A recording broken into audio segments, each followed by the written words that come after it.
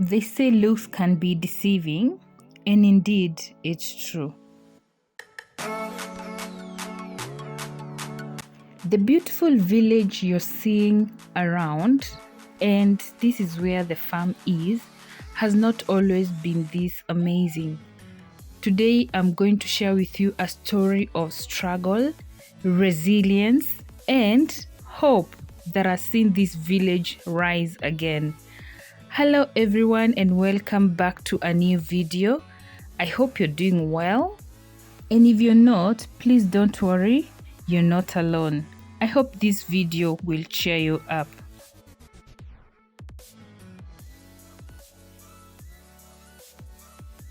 So the year was 1990, 91 and 92, and there was this beautiful family that lived in this area. This is the village of Set Cortez in Molo County, in the beautiful country of Kenya in Africa. This family peacefully coexisted with the neighbors, and the community here lived peacefully with each other, and it was predominantly hosting two ethnic groups from Kenya. That is the Kikuyu and the Kalenjin community. In 1992, this was a period where Kenya was getting into multi-party democracy, having been ruled by one single party, that was KANU. Some bits of history right there.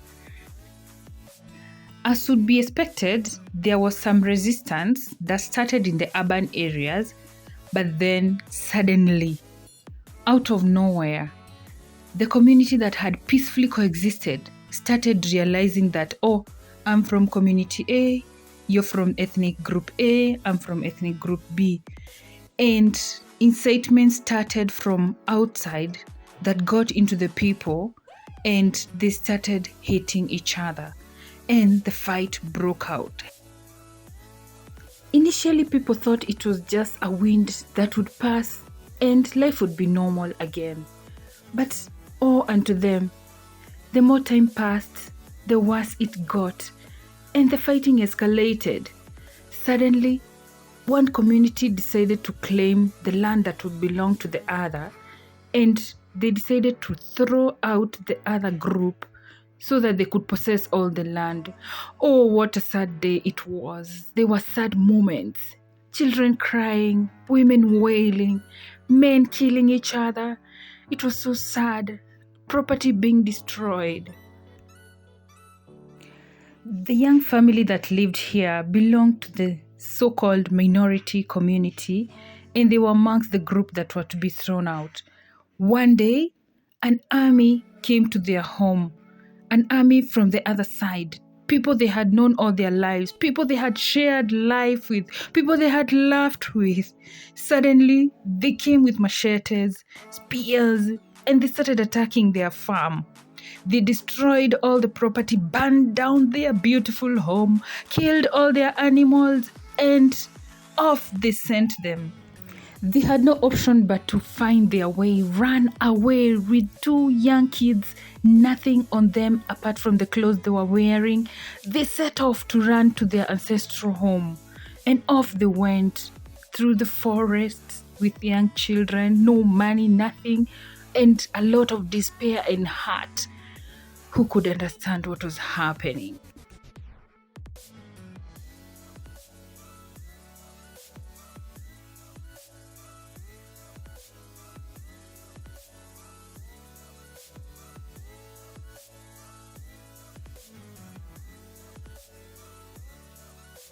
You see, these spaces that are right here were initially filled with beautiful homes and beautiful people that lived there until that fight broke out.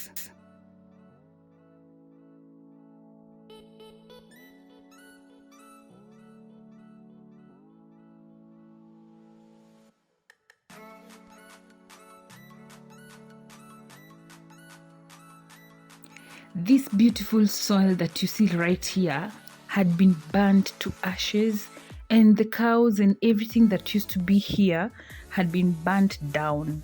It was so sad. But looking at it right now, we thank God that there has been a lot of rebuilding and hope.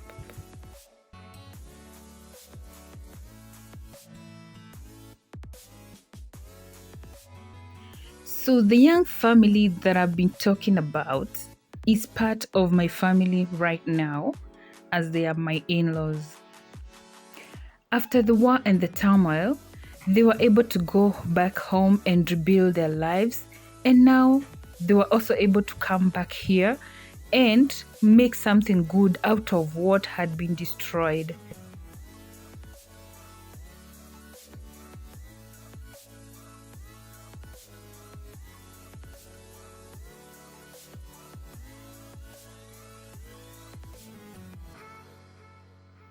In the recent past, we've had a lot of farming going on here, mostly crops, and you can see these are maize plants, and maize actually do so well here.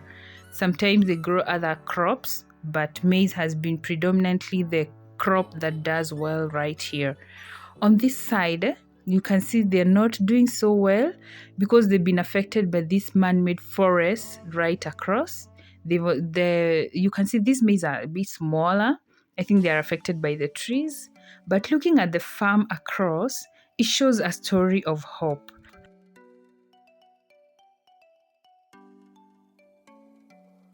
So someone might wonder what really happened after this whole incident that some communities were actually thrown out of here.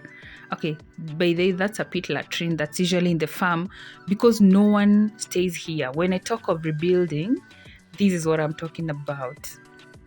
So people have tried to, some people actually left completely and they have never come back.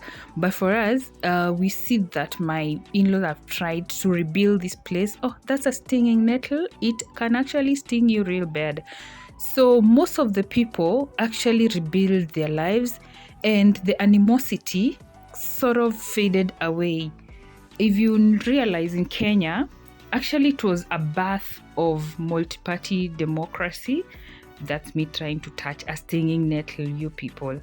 So in Kenya, the birth of multi-party democracy was so painful. People were killed, and this was what actually affected this area. And if you look around, I realize most people don't have very permanent structures. I think they still that fear, but basically life is moving on now, and there's no longer fighting as much as it was back then. So here we are adding fertilizer. We just want to help the maize to do well, like it's to top dress, I mean. Yeah, that's what we're doing. Yeah, the issue of not having very permanent structures, I think there's still some trauma that's associated with what happened back then. People might have fears that what if I make a permanent building and then it's destroyed, because once in a while there has been those incidences. But overall, the community has really improved and people are living in harmony with each other. So this one, I wanted to show you something here. This one is called, my daughter told me it's datura. It's because they've learned it in CBC. So it's a poisonous plant. So it may look like a fruit, but please, hey, don't try eating it. It's very poisonous. And also, the plant is very thorny. Oh, you can see on this side, we have some nice potatoes that are doing so well. If you've never seen a potato on the ground, it actually looks like this. They are root tubers. So you get the root is what you eat actually.